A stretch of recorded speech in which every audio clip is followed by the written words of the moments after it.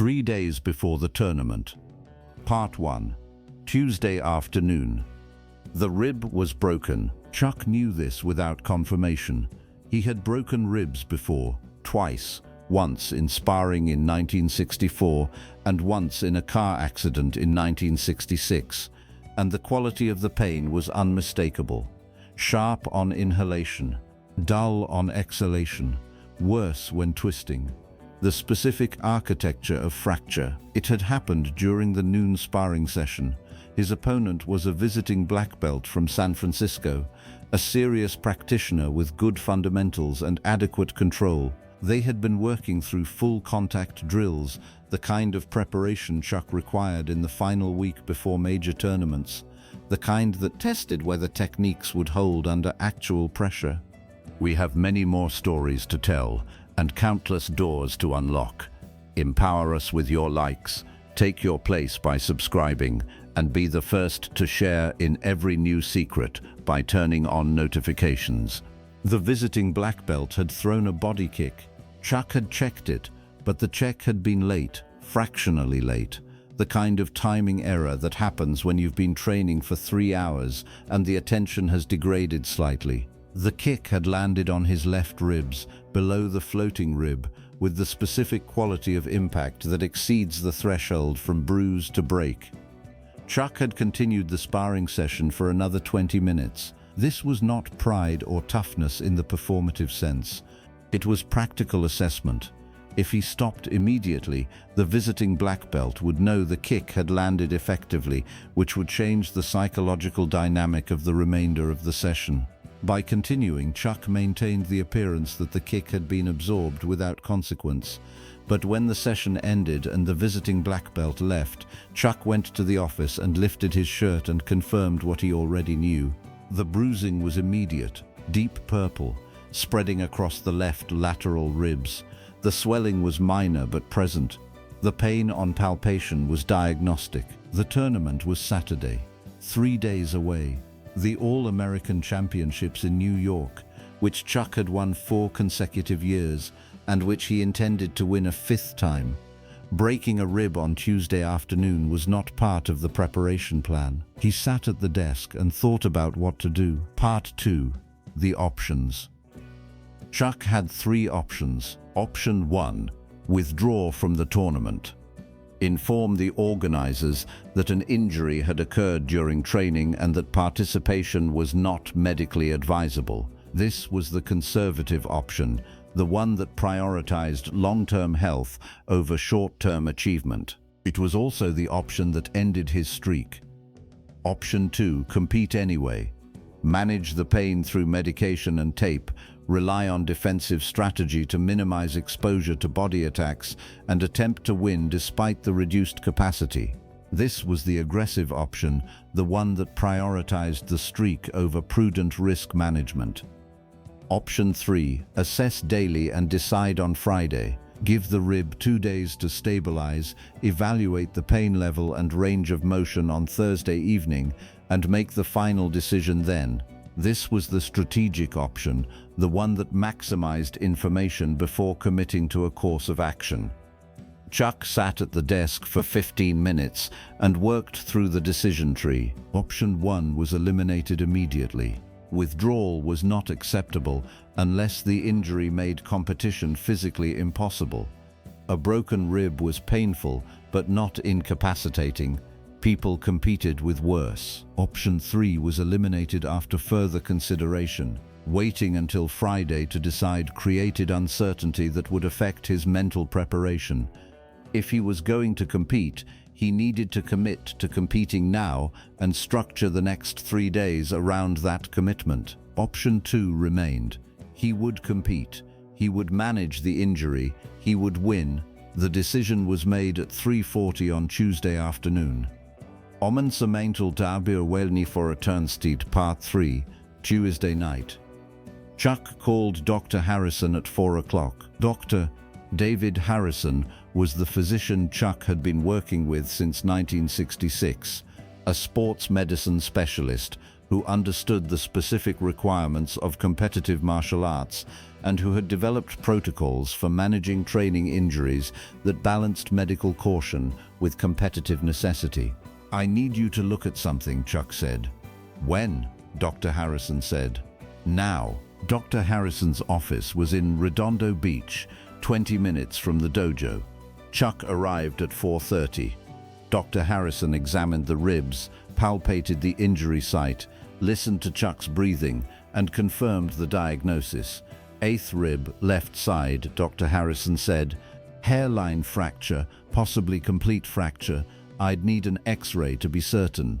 "How long to heal?" Chuck said. 6 to 8 weeks for complete healing," Dr. Harrison said. 2 to 3 weeks for pain to become manageable. "I have a tournament Saturday," Chuck said. Dr. Harrison looked at him. "That's 3 days." "Yes. You can't compete with a broken rib," Dr. Harrison said. "The risk of displacement is significant. If the fracture shifts during impact, you could puncture a lung." "What's the actual probability of that?" Chuck said. Dr. Harrison was quiet for a moment. "Low," he said. "If the fracture is hairline and if you avoid direct impact to the site, but not zero." "What would you recommend?" Chuck said. "Withdraw," Dr. Harrison said. "Heal properly. Compete next month." "What if withdrawal isn't an option?" Dr. Harrison looked at him with the expression of someone who had had this conversation with athletes before and who knew the answer before asking the question. "Then we manage it," he said. "Tape the ribs for stability, prescribe anti-inflammatory medication to reduce swelling, ice 20 minutes every 2 hours until Saturday, avoid any training that involves body contact, and understand that you're competing at reduced capacity." "How reduced?" Chuck said. "Your mobility will be compromised," Dr. Harrison said. "Twisting will be painful, deep breathing will be painful, any impact to the left side will be extremely painful. You'll be protecting that side unconsciously, which will affect your positioning and your combinations. But it's possible," Chuck said. "Possible and advisable are different things," Dr. Harrison said. "I know," Chuck said. "But I'm asking about possible." Dr. Harrison taped the ribs. He prescribed the medication. He wrote down the icing protocol. He told Chuck to call him if the pain worsened or if breathing became difficult. Chuck thanked him and drove back to Torrance. Part 4. Wednesday morning. The 5 o'clock class on Wednesday was technique review. Chuck had structured the week's training to taper before the tournament. Heavy work Monday and Tuesday, technical refinement Wednesday and Thursday, rest Friday. The broken rib had made the taper necessary rather than strategic. He taught the class from demonstration rather than participation.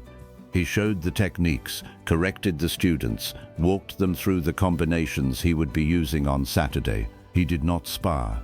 He did not take impacts. He managed the injury the way Dr. Harrison had recommended. The students didn't notice, or if they noticed, they didn't ask. Chuck's teaching style varied enough that a demonstration-focused class was not unusual. After the class ended, Ray Medina came to the office. "You're moving differently," Ray said. "Am I?" Chuck said. "Yes," Ray said. "Favoring your left side, smaller movements, less rotation." Chuck looked at him. Ray had been training with him long enough to notice these things. "Broke a rib yesterday," Chuck said. "Sparring session." Ray was quiet for a moment. "How bad?" "Hairline fracture, maybe complete," Chuck said. "Doctor." Harrison looked at it, taped it, gave me the protocols. "And Saturday," Ray said. "I'm competing," Chuck said. "That's stupid," Ray said. Chuck looked at him. Ray's directness was one of his defining qualities. He didn't soften observations to preserve feelings. "Maybe," Chuck said. "But I'm doing it anyway."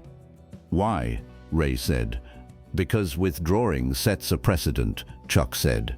"That injury is sufficient reason to not compete, and once that precedent is set, the threshold for withdrawal gets lower.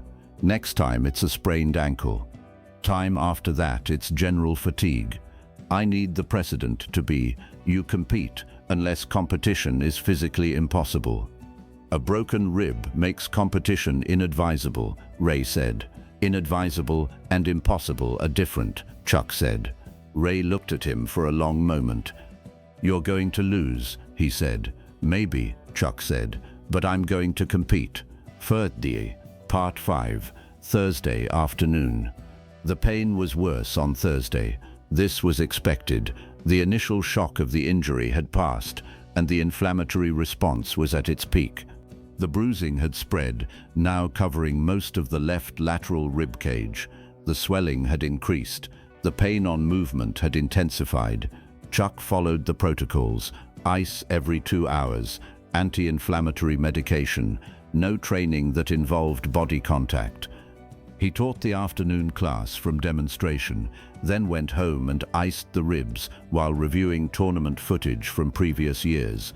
The footage showed what he already knew. His strategy relied on mobility. Circle left, create angles, attack from positions his opponents couldn't easily defend. The broken rib compromised all of this. Circling left required torso rotation, which was painful. Creating angles required rapid position changes, which stressed the injury site. The attacks he typically used, body kicks, spinning techniques, explosive combinations, all involved movements that would aggravate the fracture. He would have to fight differently on Saturday, more conservative, more defensive, fewer risks. This was not his preferred approach, but it was the approach the injury required. At 8 o'clock Thursday night, Chuck stood in the dojo and ran through the modified strategy. No sparring, just movement, testing what was possible and what wasn't. He could move forward and backward without significant pain. He could pivot on his right foot with moderate pain. He could execute straight punches and front kicks with manageable discomfort. What he couldn't do: circle left smoothly, execute spinning techniques, absorb body impacts without severe pain. The strategy became clear: fight from the center, rely on straight-line attacks, maintain distance to prevent body exchanges, end matches quickly before the pain degraded his performance. It was not ideal, but it was workable. He went home and iced the ribs for 40 minutes before sleeping. Mesti bitor hemsumdig, nini simpsvenamdstar. Part 6, Friday morning. Chuck didn't train on Friday. This was part of the taper protocol he had followed for years. Rest the day before competition, allow the body to recover fully, arrive at the tournament as fresh as possible. With the broken rib, the rest day was essential rather than strategic. Any additional stress to the injury site would increase the risk of displacement. He needed the rib to be as stable as possible before Saturday. He spent Friday morning at the dojo handling administrative work, enrollment paperwork, federation correspondence, scheduling for the following week. Normal operations. The routine that continued regardless of whether he was preparing for a tournament or recovering from an injury. At noon, Ray came to the office. "How's the rib?" he said. "Painful," Chuck said, "but stable. You're still competing tomorrow?" "Yes." Ray sat in the chair across from the desk. "I want to be clear about something," he said. "I think this is a bad decision. I think you should withdraw. But I also understand why you're not withdrawing. And if you're going to compete, I want you to know that I'll be there." Chuck looked at him. "You don't have to come," he said. "I know," Ray said, "but I'm coming anyway." "Why?" "Because you're going to need someone in your corner who knows about the injury," Ray said. "Someone who can assess whether you should continue between rounds. Someone who can tell you to stop if the injury worsens." Chuck was quiet for a moment. "You'd tell me to stop? If it was necessary," Ray said. "Yes, even if I was winning?" "Especially if you were winning," Ray said. "Winning with a broken rib that's getting worse is how you end up with a punctured lung." Chuck nodded. "All right," he said. "You're in my corner." They sat in silence for a moment. "What's your strategy?" Ray said. "Fight conservative," Chuck said. "Center control, straight line attacks, Keep distance, end it fast. That's not your usual strategy, Ray said. No, Chuck said, but it's the strategy the injury allows. You think you can win fighting that way, Ray said. Chuck thought about this, honestly, without the confidence that usually preceded tournaments. I don't know, he said, but I'm going to find out. Bata 7, Saturday morning. Chuck woke at 5 a.m. on Saturday. The pain was present immediately. Not worse than Thursday, but not better either.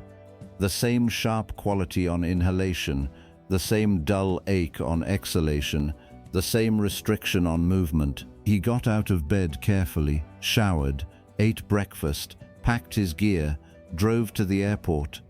The flight to New York was 3 hours. He spent it reviewing the strategy, visualizing the modifications, preparing mentally for the reduced capacity. Ray met him at the airport. They drove to the tournament venue, a converted warehouse in Brooklyn that the All-American Championships had used for the past 6 years. Chuck registered, weighed in, reviewed the bracket. 8 competitors, 3 rounds, win all 3, and the streak continued. The first match was at 2 o'clock. Chuck went to the locker room and changed. Ray taped the ribs again, fresh tape, tighter than Dr. Harrison's original application, designed to provide maximum stability during impact. How does it feel? Ray said.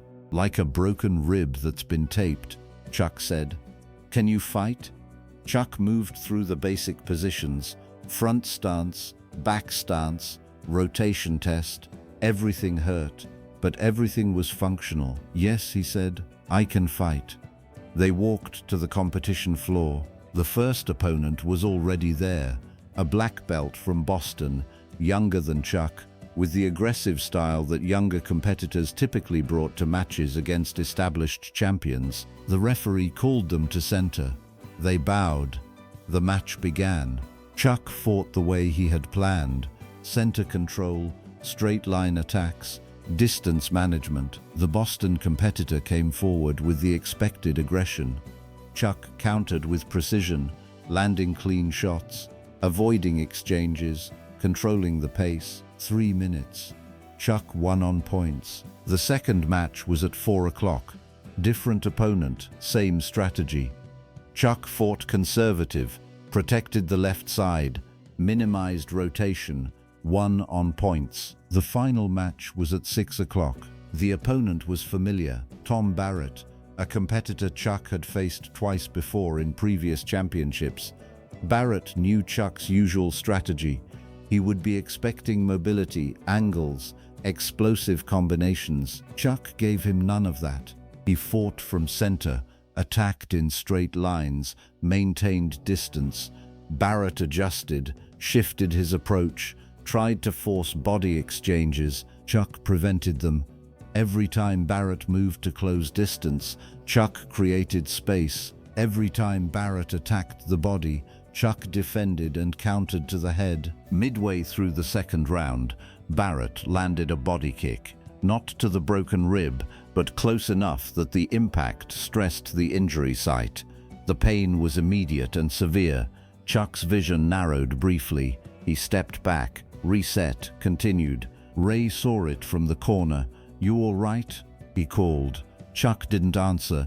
He reset to center and continued fighting. The round ended. Chuck returned to the corner. Ray looked at the injury site. "It's swelling," Ray said. "Worse than before." "Can I finish?" Chuck said. Ray assessed. The swelling was significant but not catastrophic.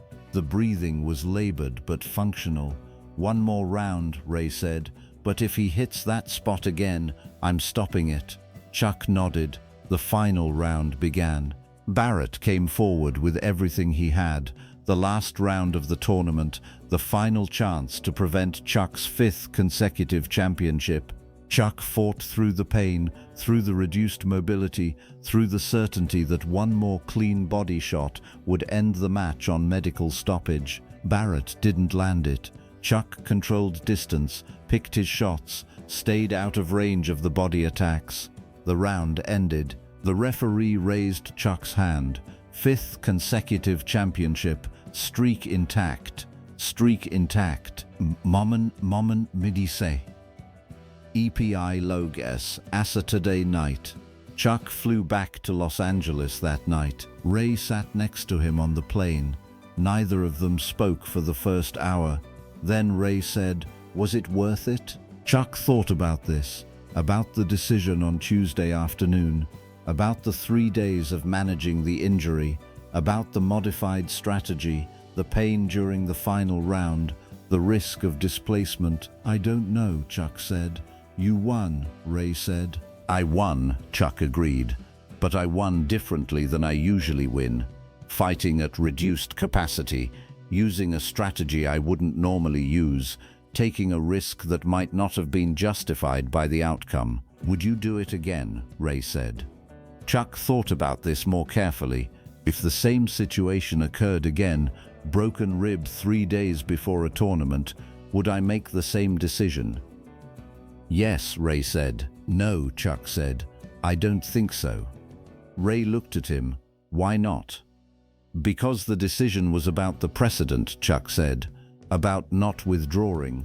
About establishing that injury isn't sufficient reason to stop competing. But the precedent is established now. I competed with a broken rib and won. That proves it can be done. I don't need to prove it twice." "So next time you'd withdraw," Ray said. "Next time I'd assess more carefully," Chuck said. "Weigh the actual costs against the actual benefits. Make the decision based on the specific circumstances rather than on principle." They flew in silence for another hour. Then Chuck said, "Thank you for being there, in the corner, for being willing to stop it if necessary." "I didn't stop it," Ray said. "But you were willing to," Chuck said. "That matters." Ray nodded. Chuck leaned back in the seat. The pain in his ribs was constant now, no longer sharp but deeply present, the kind that would persist for weeks, regardless of what he did or didn't do. He had won. The streak continued, but the win had cost something, not just physical pain, but the specific expenditure of reserve capacity that comes from fighting injured. He had proven it could be done, and having proven it, he understood that proving it again would be diminishing returns. The plane landed in Los Angeles at 11:30.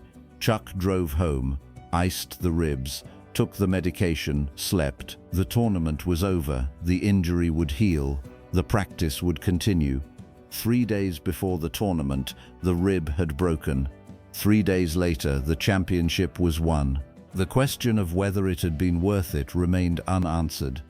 Some questions didn't have answers, they just had outcomes, and you lived with the outcomes and moved forward. That was the practice.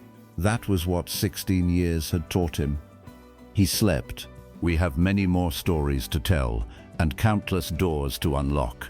Empower us with your likes, take your place by subscribing, and be the first to share in every new secret by turning on notifications.